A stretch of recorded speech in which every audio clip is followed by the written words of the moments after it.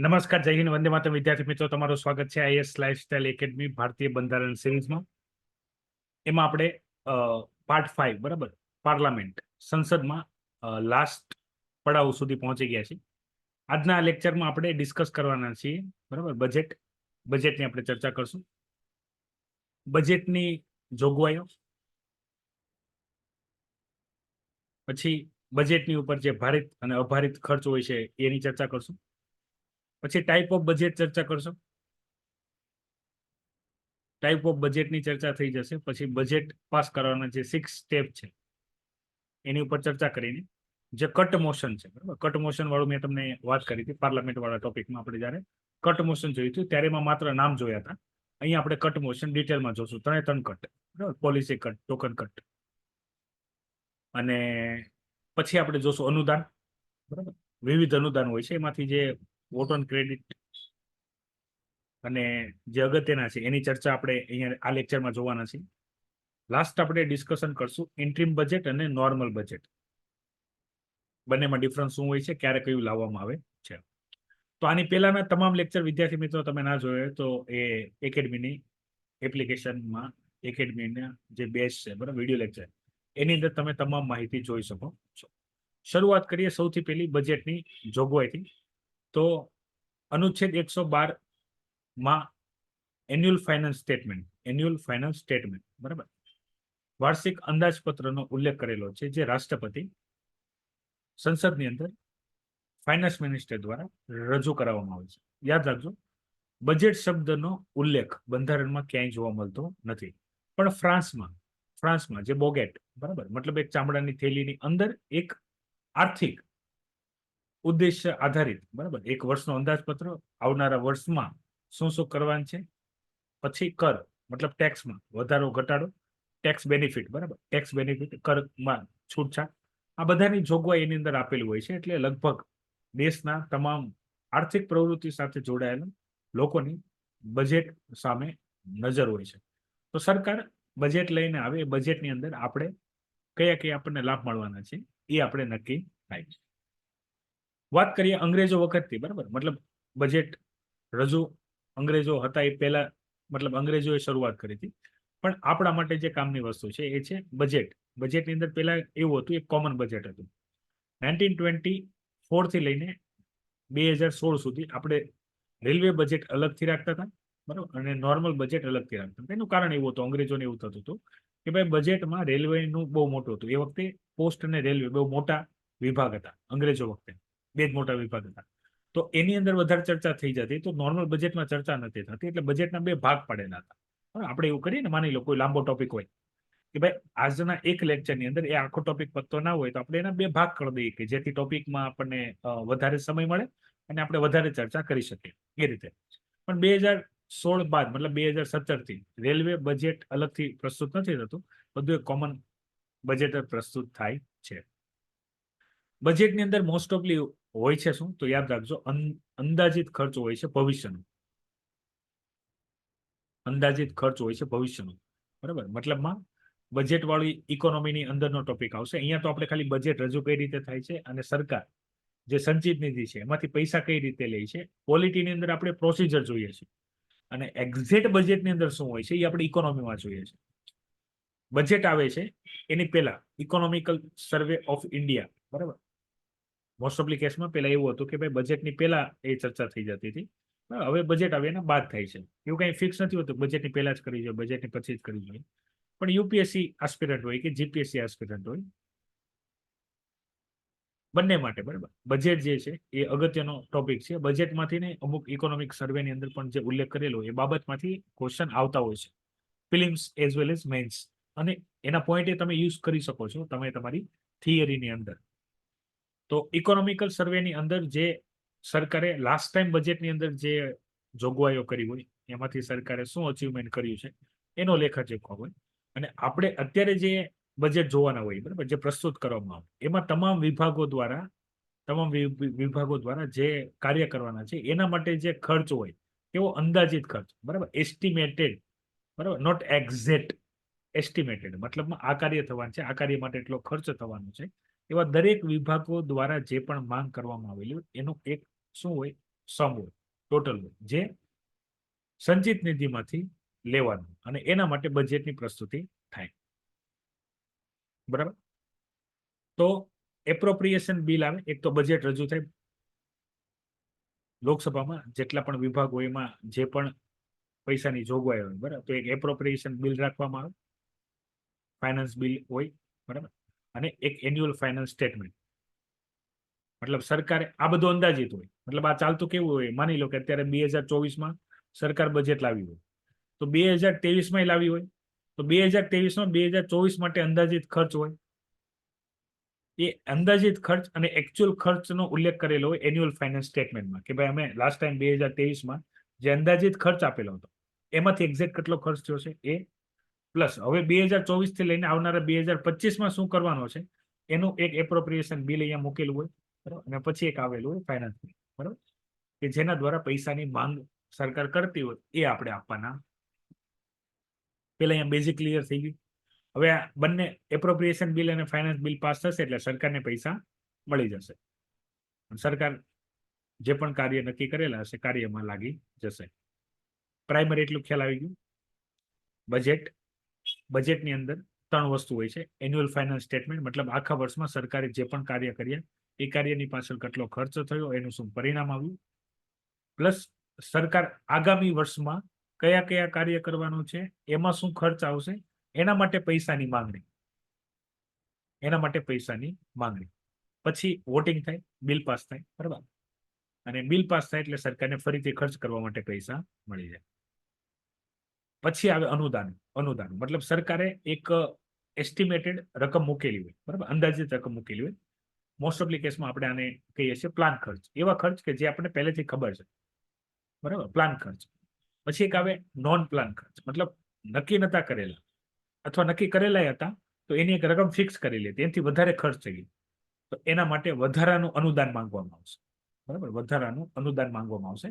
બજેટમાં જે માગ્યું હતું એનાથી વધારે, બરાબર, બજેટમાં માગ્યું હતું એનાથી વધારે અનુદાન. અને પછી આવશે ઇન્ટ્રીમ બજેટ અને રેગ્યુલર અથવા નોર્મલ બજેટ. એ બંનેની વચ્ચે ડિફરન્સ શું હોય? આની પછીની જે માહિતી છે એ છે ભારિત ખર્ચ અને અભારિત ખર્ચ. સંચિત નિધિ ઉપર ભારિત ખર્ચ હોય અને અભારિત ખર્ચ.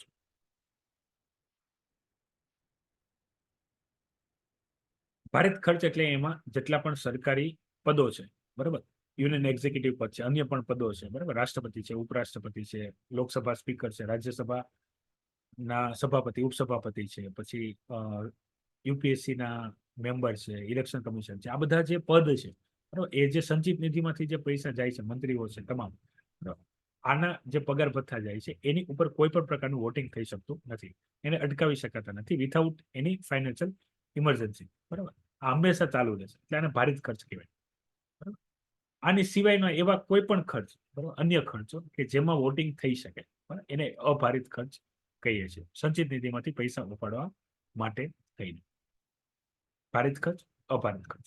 રેલવે બજેટનું યાદ રાખજો, 2016 સુધી રેલવેનું અલગ સેપરેટ બજેટ આપણે પ્રસ્તુત કરતા હતા. હવે આપણે બધું કોમન જ પ્રસ્તુત કરીએ છીએ, અલગ કરતા નથી. કારણ કે અંગ્રેજો વખતે સૌથી મોટું ઇન્કમ સોર્સ રેલવે હતું, બરાબર, તો રેલવે અલગથી વહીવટ થતો હતો. અત્યારે રેલવેમાં પ્રોફિટ નથી, ઉલટું અત્યારે રેલવે લોસીસમાં છે, તો આપણે બધું સાથે જ જોઈએ છીએ કોમનલી. પછી આપણે જે જોવાનું છે ટાઈપ ઓફ બજેટ, બજેટના પ્રકાર. એક આવે સામાન્ય બજેટ, બરાબર, સામાન્ય બજેટ, નામ ઉપરથી ખ્યાલ આવશે કે ભાઈ આની અંદર એક અંદાજિત આવક. હંમેશા યાદ રાખજો બજેટની અંદર અંદાજિત હોય છે, કારણ કે ભવિષ્યમાં જે આપણે કાર્ય કરવાના છે એના માટે જે ખર્ચ કરવાનો છે એની એક રકમ માંગેલી હશે. તો અંદાજિત આવક મતલબ સરકાર કયા કાર્ય કરશે, સરકારને ટેક્સમાં કેટલી રેવન્યુ આવશે, બરાબર, સરકારની આવક મતલબ અંદાજિત આવક કેટલી આવશે, એ પૈસા આવશે, એમાંથી સરકાર ખર્ચ કેટલો કરશે, અત્યારે કેટલા પૈસા જોઈએ છે. તો ખર્ચની યાદીના 2 સામાન્ય બજેટ કહેવાય છે. મતલબ એને અંદાજિત આવક અને અંદાજિત ખર્ચ નો એક સરવૈયું લખેલું હોય છે, બરાબર. યાદ રાખજો સામાન્ય બજેટ જે હોય છે એ ધારાકીયનો કારોબારી ઉપર અંકુશ હોય છે. ભારતના પોઈન્ટ ઓફ વ્યૂ નથી આ પોઈન્ટ.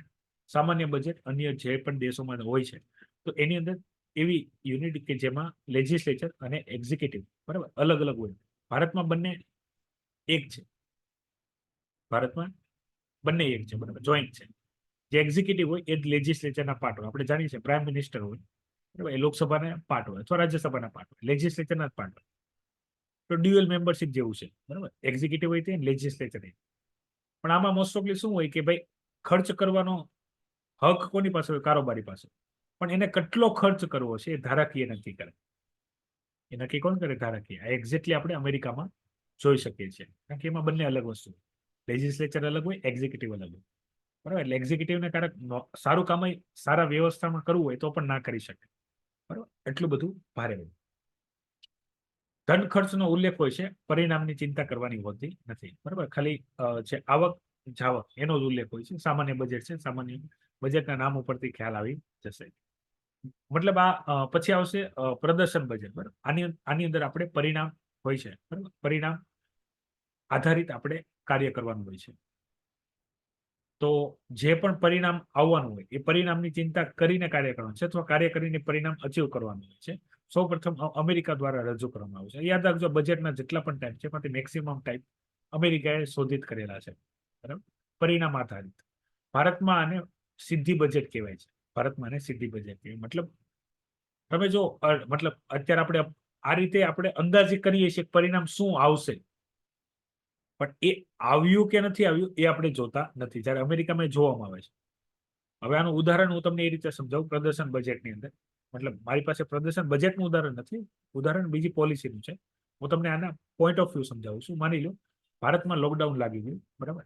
લોકડાઉન લાગી ગયું અને સરકાર, સેન્ટ્રલ ગવર્મેન્ટ નક્કી કરે કે ભાઈ બધા ઘરે જ બેઠા છે, બરાબર, કોઈને કામ નથી, તો ચાલો આપણે બધાને એટલીસ્ટ ખાવા માટે અનાજ પ્રોવાઈડ કરીએ ફ્રીમાં. તો ફટાફટ આખા ભારતમાં અનાજ ડિસ્ટ્રીબ્યુશન શરૂ થઈ ગયું. આની આ વસ્તુ અમેરિકામાં કરવી મુશ્કેલ છે. અને માની લો થાય તો એક જ રાજ્યમાં થશે, બરાબર, વોશિંગ્ટન ડીસીમાં. બીજા રાજ્યએ અલગથી કરવું પડશે. અને એમાં પણ ચિંતા કરવાની. પેલા લોકડાઉન લાગશે જ નહીં, બરાબર. લોકડાઉન લાગશે તો એક રાજ્યમાં લાગશે. ભારતની જેમ બધા રાજ્યમાં એક હારે નહીં લાગી જાય. અમેરિકાની સિસ્ટમ અલગ છે, ફેડરલ સિસ્ટમ છે પણ અલગ છે. એટલા માટે એને યુનાઇટેડ સ્ટેટ ઓફ અમેરિકા કહેવાય છે. પણ આપણે એવું માની લઈએ છીએ કે ભાઈ બધે લાગુ કરવાનું છે. આ સેમ વસ્તુ અમેરિકાના લેજિસ્લેચરમાં વસ્તુ જશે કે ભાઈ બધા લોકડાઉન છે, બધા ઘેરે બેઠા છે, આપણે બધાને અનાજ આપશું. તો પેલી વસ્તુ, આમાં ખર્ચ કેટલો થશે? બીજી વસ્તુ, સરકાર પાસે એટલા પૈસા છે? ત્રીજી વસ્તુ, આપવું જરૂરી છે, બહુ જરૂરી છે? મતલબ લેજિસ્લેચરના આટલા બધા સવાલ હશે એક્ઝિક્યુટિવને, બરાબર, કે ભાઈ એક્ઝિક્યુટિવ એને પાસ નહીં કરાવે, કારણ કે પરિણામની માંગણી કરવામાં આવશે. કારણો પણ જરૂરી છે અને શું પરિણામ આવશે એ જરૂરી છે, બરાબર. નેગેટિવ ઇમ્પેક્ટ તો નહીં આવે અને બધાને આપણે ઇક્વલી આપી શકશું. અને આપણી પાસે એટલું બધું રાજકોષ છે, તમામ વસ્તુ. પરિણામ મતલબમાં તમે જે પણ વસ્તુ કરો એનું પરિણામ અચીવ થવું પડે એ આધારે કરવું. હવે ત્રીજું છે એ ઇમ્પોર્ટન્સ છે અને મહત્વનું છે, બરાબર. એ છે શૂન્ય આધારિત બજેટ, બરાબર. પીટર એ પાયરે રજૂ કરેલું, બરાબર. સ્પાઈડરમેનના પીટર પાર્કર લખીને ના આવતા, બરાબર, પીટર એ પાયર. તો શૂન્ય આધારિત બજેટ છે, બરાબર. અમેરિકા એનું જન્મદાતા ગણવામાં આવે છે 1973, બરાબર. યુએસ, બરાબર. અહીંયા યુએસના જોર્જિયા પ્રાંતના ત્યારના તત્કાલ ગવર્નર જીમી કાર્ટર દ્વારા રજૂ કરવામાં આવેલું હતું. અને બાદમાં એક રાજ્યમાં રજૂ થયું હતું. એ બાદ અમેરિકાએ 1979માં રજૂ કર્યું. ભારતમાં 87-88માં શરૂઆત કરવામાં આવી પણ સફળતા ન મળી. રાજ્યમાં પણ અમુક કરવામાં આવ્યું પણ અત્યારે આપણે આમાં મેક્સિમમ મહારત હાંસલ કરી લીધી છે. શૂન્ય આધારિત બજેટ, જેમાં આવક અને જાવક, બરાબર, બંને શૂન્ય કરવામાં આવે. માની લો કોઈ વખત આવક કરતા જાવક વધારે હોય તો આવકને જાવકને બેલેન્સ કરવા માટે આપણે ઉધારી કરી લઈએ. ઉધારી, દાખલા તરીકે આવક છે 100 રૂપિયા અને જાવક છે 150 રૂપિયા, બરાબર. તો આનો જવાબ નેગેટિવ આવશે. આનો જવાબ શું આવશે? નેગેટિવ. તો આપણે બેલેન્સ કરવા શું કરશું? 50 રૂપિયાની ઉધારી કરી લેશું, બરાબર. એટલે આવક અને જાવક સેમ થઈ જશે. આને કહેવાય શૂન્ય આધારિત બજેટ.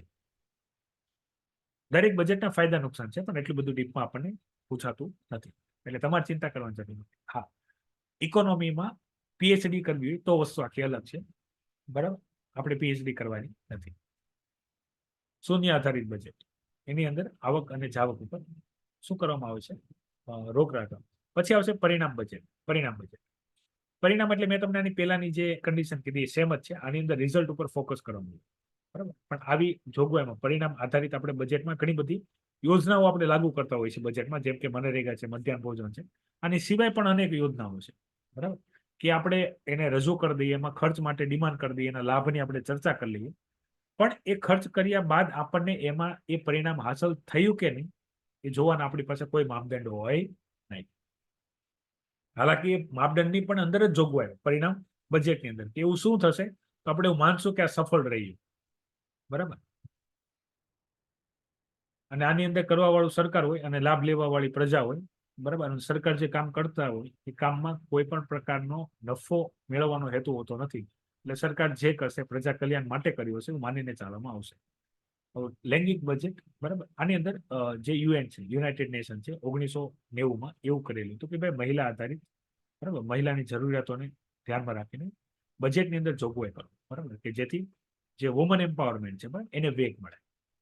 તો અત્યારે દરેક મતલબ અલગથી લૈંગિક બજેટ રજૂ નથી થતું, બજેટની અંદર જ એવા પ્રાવધાન કરવામાં આવે છે કે જેથી મહિલા માટે, વુમન એમ્પાવરમેન્ટ માટે કામ થઈ શકે, બરાબર. Social, transportation, job, education, political reservation, આ બધું it is all are part of લૈંગિક બજેટ.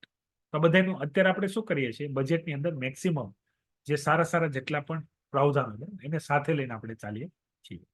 તો આ થઈ ગયા બજેટના મુખ્ય ટાઈપ, પૂછાતા નથી, બરાબર, અને પૂછાય પ્રિલિમ્સમાં, બરાબર. તો તમે એને આઈડેન્ટિફાય કરી એકવાર જોઈએ કે કઈ બજેટની અંદર શું હોય. બજેટની બાદ આપણે જોવાના છે તબક્કા, બરાબર, જે આપણે બજેટ હવે રજૂ કરવાનું છે, બરાબર. તો બજેટની અંદર આ 6 સ્ટેપ આપણે ફોલો કરવાના છે. બજેટ પાસ થઈ જશે એટલે સરકારને સંચિત નિધિમાંથી ખર્ચ કરવા માટે પૈસા મળી રહેશે.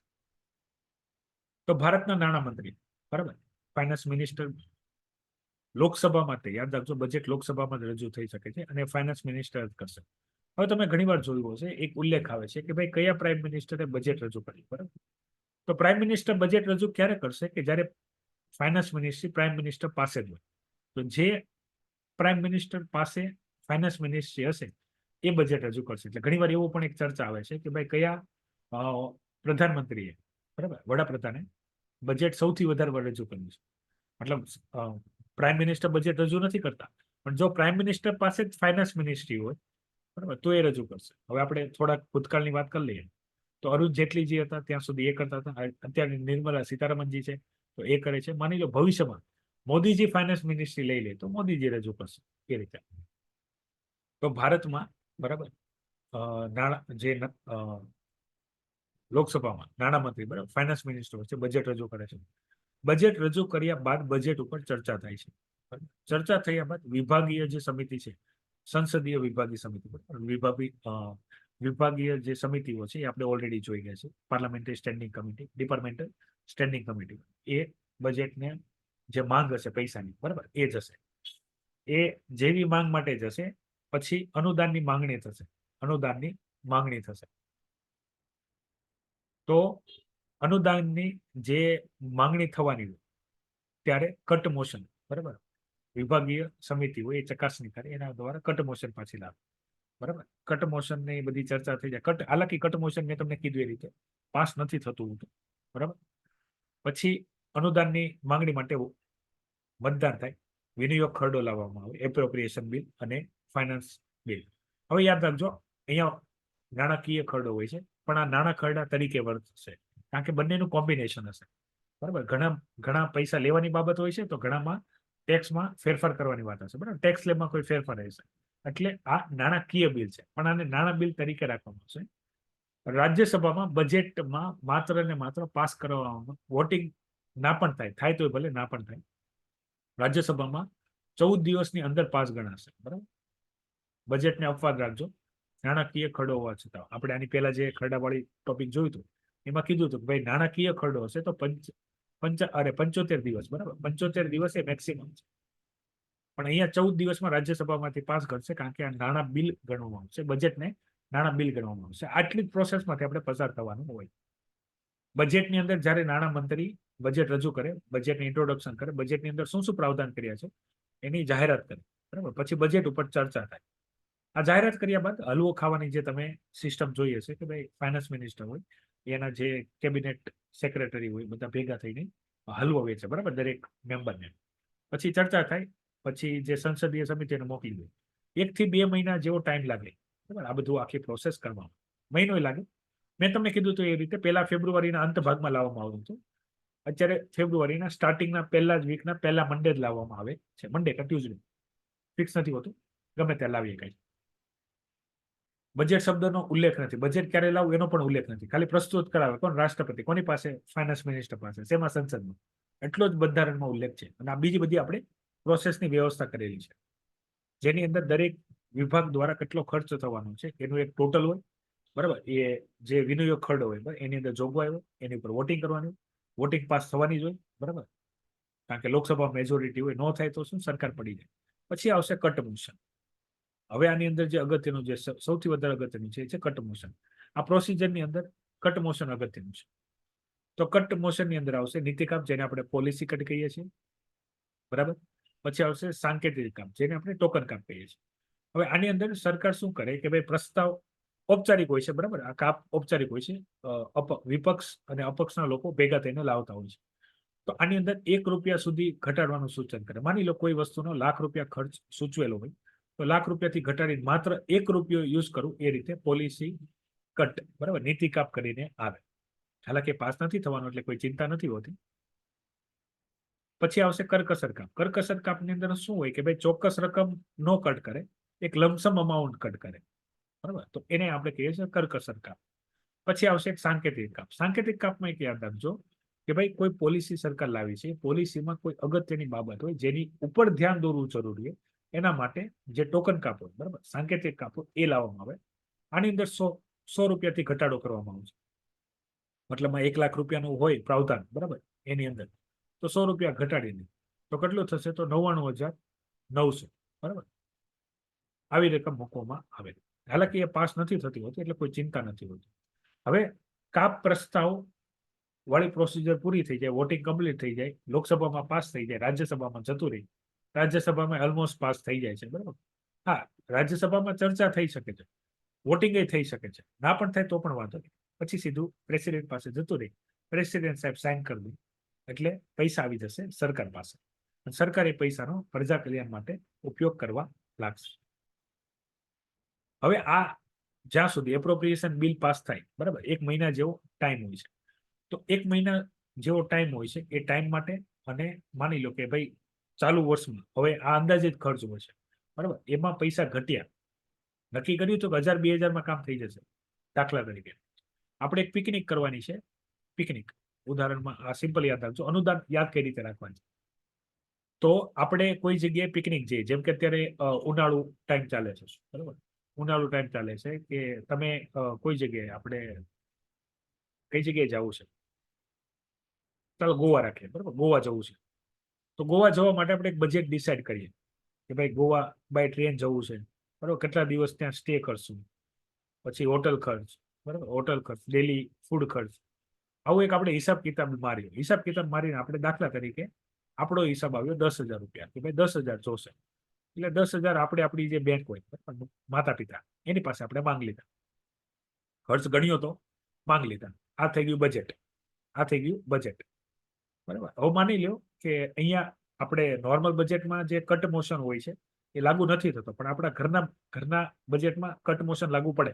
એટલે મમ્મી પપ્પામાં કટ કરીએ કે છે, દાખલા તરીકે 8,000 જ મળ્યા, બરાબર, અથવા એનથી પણ ઓછા મળ્યા. આપણી પાસે થોડીક સેવિંગ હતી, બરાબર, થોડીક દોસ્તો પાસે ઉધારી કરી લેશું, પછી ચૂકવી દેશું, એ બધી વાતચીત થઈ ગઈ.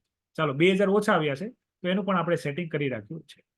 હવે આ 10,000 બજેટ હતું, મળ્યા 8,000, 10,000 ગમે એમ કર્યા, ખર્ચો થઈ ગયો 15,000, અથવા વધારે ખર્ચો થવા છે, પૈસા ઘટી ગયા છે, તો આપણે વધારે માંગણી કરીએ ને, આને કહેવાય અનુદાન. કે જે નક્કી કરેલા હતા એનાથી વધારે પૈસાની જ્યારે જરૂર પડે ત્યારે, બરાબર, તો વધારાનું અનુદાન. આની અંદર વધારાના અનુદાનમાં યાદ રાખજો કે ભાઈ સરકારે કોઈ વિશેષ ખર્ચ, મતલબ પેલા જે વસ્તુ વ્યવસ્થા કરી હતી એની અંદર આ ખર્ચ હતો નહીં, એક અલગથી કોઈ કાર્ય થયું જેમાં વધારે ખર્ચ થઈ રહ્યો છે, તો એના માટે અનુદાન માંગવામાં આવે, એને કહેવાય વધારાનું અનુદાન, બરાબર. પછી આવશે વિશેષ અનુદાન. વિશેષ અનુદાન મતલબમાં જે નક્કી કરેલો ખર્ચ હતો એનાથી વધારે ખર્ચ છે, તો એની અંદર જે અનુદાન માંગવામાં આવે એને કહેવાય વિશેષ અનુદાન, બરાબર. એમ તો 4-5 છે, પણ જે આપણે અગત્યના છે એ મુખ્યત્વે 4 છે. એક તો વધારાનું અનુદાન અને એક વિશેષ અનુદાન. પછી આવશે લેખાનુદાન, vote on account. Vote on account આની અંદર એવું હોય કે ભાઈ સરકાર જ્યાં સુધી વિનિયોગ ખરડો પાસ ન થાય, વિનિયોગ ખરડામાં આપણે 75 દિવસ પકડીને ચાલીએ તો 1.5 મહિના જેવો ટાઈમ તો આ જ થયો, બરાબર, ટોટલ. અને બીજા એકાદ અઠવાડિયું આપણે ગણી લઈએ તો 2 મહિના જેવો ટાઈમ લાગતો હોય, 1 થી 2 મહિના, મતલબ 75 દિવસમાં થઈ જ હશે. પણ 75 દિવસમાં થઈ જાય, પૈસા આવે ને આપણે ખર્ચ કરીએ, ત્યાં સુધી સરકારને સરકાર ચલાવવા માટે અથવા સરકારે જે ઓલરેડી પ્રાવધાન કરતા હોય એના માટે ખર્ચની જરૂર હોય. તો પહેલેથી વોટ ઓન એકાઉન્ટમાં પૈસા માંગી લેવામાં આવે કે ભાઈ જ્યાં સુધી બજેટ ચાલે છે, બરાબર, ત્યાં સુધી તમે અમને પૈસા આપી દો, કે જેથી આ 2 મહિના સરકાર જે ચાલવાનું છે, સરકારને જે ખર્ચ થવાનો છે એ ખર્ચના પૈસા મળી જાય. મોસ્ટ ઓફ કેસમાં આમાં ટોટલ બજેટના 1/6 પૈસાની માંગણી હોય છે, અથવા 2 મહિના માટે ચાલે એટલા રકમની પહેલેથી માંગણી કરી લેવામાં આવે છે અને એ પૈસા લઈ લેવામાં આવશે. પછી શું થશે, જ્યારે એપ્રોપ્રિએશન બિલ પાસ થઈ જશે, વિનિયોગ ખરડો પાસ થઈ જશે, પછી જે પૈસા આવશે પૈસામાંથી આ રકમ કા બાદ લેવામાં આવે છે કા રિટર્ન કરી દેવામાં આવે છે. ઓકે, કારણ કે પહેલેથી આ પૈસા તો લઈ લીધા હોય, તો આની સિવાયના પૈસા લેવામાં આવશે. આ થઈ ગયું વોટ ઓન એકાઉન્ટ. પછી જે છે એક છે એ છે પ્રત્યાનુદાન, બરાબર, vote of credit, vote of credit, બરાબર. તો આકસ્મિક ખર્ચ માટે વોટ ઓન એકાઉન્ટ તો સમજાય છે કે જે 2 મહિના છે એના પૂરતી જ ખર્ચ માટે પૈસા જોઈએ છે, સરકારને ચાલવા માટે જ ખર્ચ માટે પૈસા જોઈએ છે, સરકારનું કામ ચાલ્યા રાખે. પણ આ આવશે આકસ્મિક ખર્ચ અત્યારે કરવો પડે જરૂરી છે, મતલબ એક એપ્રોપ્રિએશન બિલ છે, બરાબર, વોટ ઓન એકાઉન્ટ વાળું કામ કરશો થઈ ગયું છે, પણ એની સિવાય આકસ્મિક અત્યારે પૈસાની જરૂર પડી ગઈ, તો ત્યારે પ્રત્યાનુદાન, વોટ ઓન ક્રેડિટ માંગવામાં આવતું હોય છે, બરાબર. આની અંદર સરકાર પાસે બ્લેન્ક ચેક હોય છે, જેટલા પૈસા લેવા હોય એટલે એની એક લિમિટ છે. આજ સુધી લેવામાં આવ્યું નથી, ખાસ યાદ રાખજો. વોટ ઓફ ક્રેડિટ પણ પ્રાવધાન છે, પ્રાવધાન છે. આ છે એક તો થઈ ગયું બજેટ. બજેટની અંદર annual financial statement, appropriation bill, finance bill, બરાબર. આ બધું જ્યાં સુધી 2 કે 3 મહિના પૂરું ના થાય ત્યાં સુધી vote on account. Vote on account યાદ રાખજો. Vote is vote on account? તો સરકાર બિલ જ્યાં સુધી એપ્રોપ્રિએશન બિલ, વિનિયોગ ખરડો પાસ ન કરે ત્યાં સુધી ખર્ચ માટે અગાઉથી પૈસા લઈ લે, એને vote on vote on account કહેવાશે, બરાબર. તો અને હવે આપણે જે જોવાનું છે આની પછીનો જે લાસ્ટ પોઈન્ટ, અને 6 સ્ટેપ આપણે જોઈ ગયા, બરાબર. ફાઇનાન્સ મિનિસ્ટર બિલ પ્રસ્તુત કરશે, બિલ પર ચર્ચા થશે, વિભાગીય સમિતિ એને શું કરશે, ચેક કરશે, પછી થશે મતદાન, બરાબર, વિનિયોગ ખરડો, ફાઇનાન્સ બિલ, બરાબર, નાણાકીય બિલ પાસ કરવામાં આવશે, પાસ કરશે તો પૈસા મળી જશે, અને કરવા પહેલા વોટ ઓન એકાઉન્ટ, બરાબર, પહેલેથી એક અગાઉ માટે ખર્ચ લઈ લેવામાં આવશે. હવે અહીંયાથી એક લાસ્ટ સ્ટેજ જે છે બજેટનો, એ છે અંતરિમ બજેટ અને સાદું બજેટ અથવા નોર્મલ બજેટ. આ બંનેની વચ્ચેનો ડિફરન્સ. ઇન્ટરિમ બજેટ ક્યારે રજૂ કરવામાં આવતું છે, બરાબર, વારંવાર અત્યારે તમે ઉલ્લેખ જોતા હશે. તો યાદ રાખજો, જ્યારે સરકારનો કાર્યકાળ મતલબ 5 વર્ષ, 5 યર કમ્પ્લીટ થવાના હોય અને જે લાસ્ટ યર હોય, મતલબ આ 2019 થી 2024, બરાબર, એ સરકારના 5 વર્ષ. 2024માં સરકાર નું છેલ્લું વર્ષ છે. તો અત્યારે જે વર્તમાન સરકાર હોય, બરાબર, વર્તમાન સરકાર હોય એ શું કરે, વર્તમાન સરકાર જે છે એને બજેટ પ્રસ્તુત કરવાનું હોય. તો સામાન્ય રીતે વર્તમાન સરકાર છે એ પણ નોર્મલ બજેટ રજૂ કરી શકે છે, એવું જરૂરી નથી કે અંતરિમ બજેટ જ રજૂ કરે.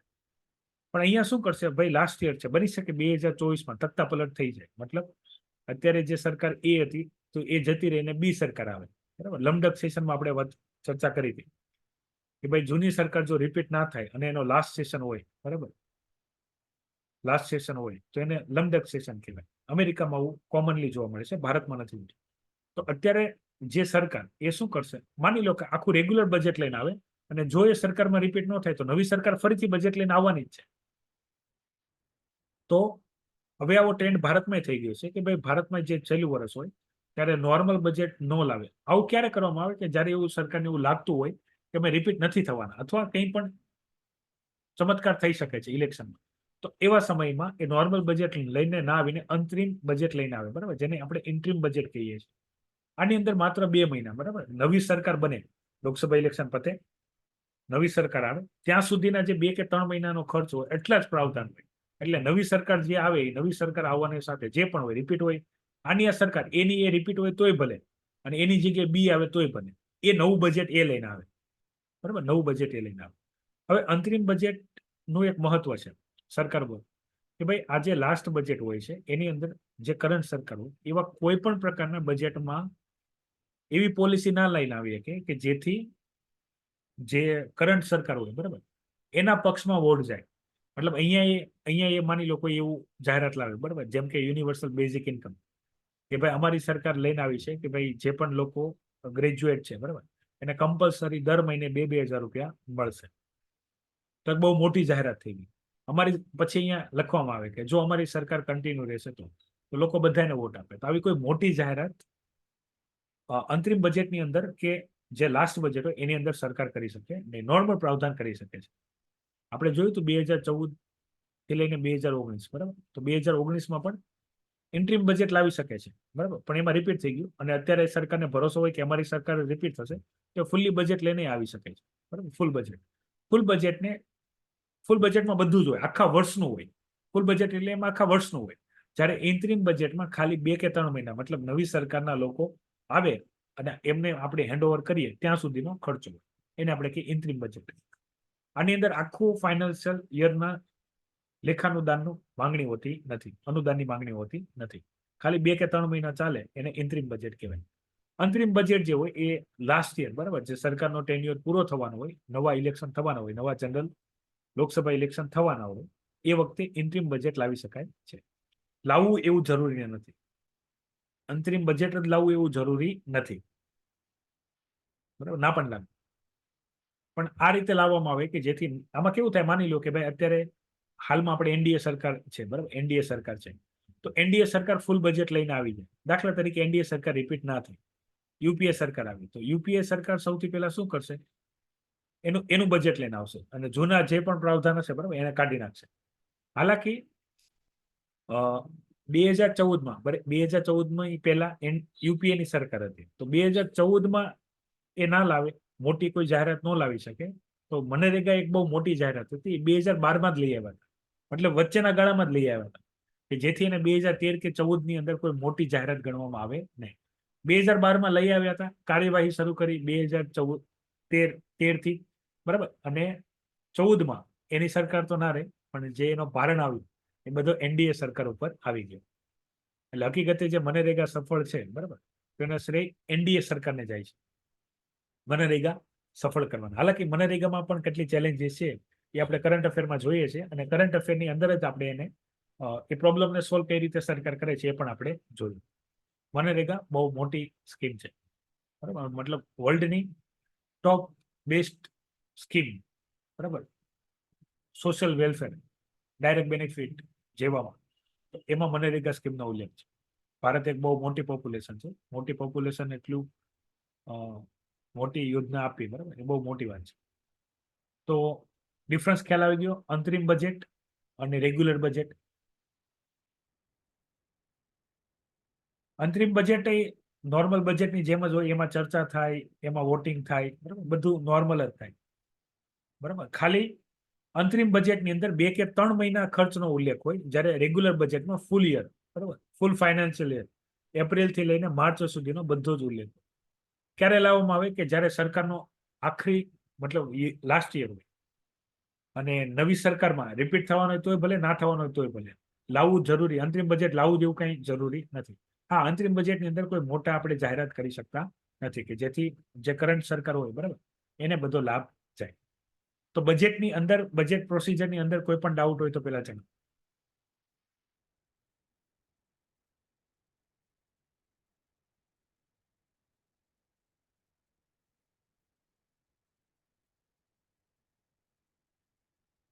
ચેપ્ટર 52 છે બરાબર, બુકની અંદર ચેપ્ટર 52 છે. બજેટ આખું અલગ જ છે, બજેટની અંદરની બધી વસ્તુ. હવે આપણે કરંટ અફેરમાં જે 2024નું જે બજેટ છે કરંટ અફેરમાં તમે 2 ફેબ્રુઆરી 3 ફેબ્રુઆરી જે એપ્લિકેશનમાં અવેલેબલ છે બરાબર, એમાં તમે જોઈ શકશો બરાબર. બજેટ એની અંદર આપણે બજેટનો બધો ઉલ્લેખ કરેલ છે, કરંટ બજેટ.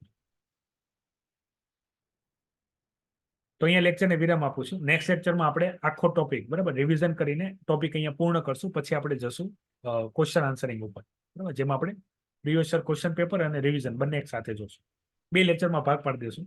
અથવા બંને સાથે જોશો, રિવિઝન એન્ડ ક્વેશ્ચન, તો એક માસ્ટર લેક્ચર થઈ જશે. તમારાથી વિદાય લઉં છું. જય હિન્દ, વંદે માતરમ.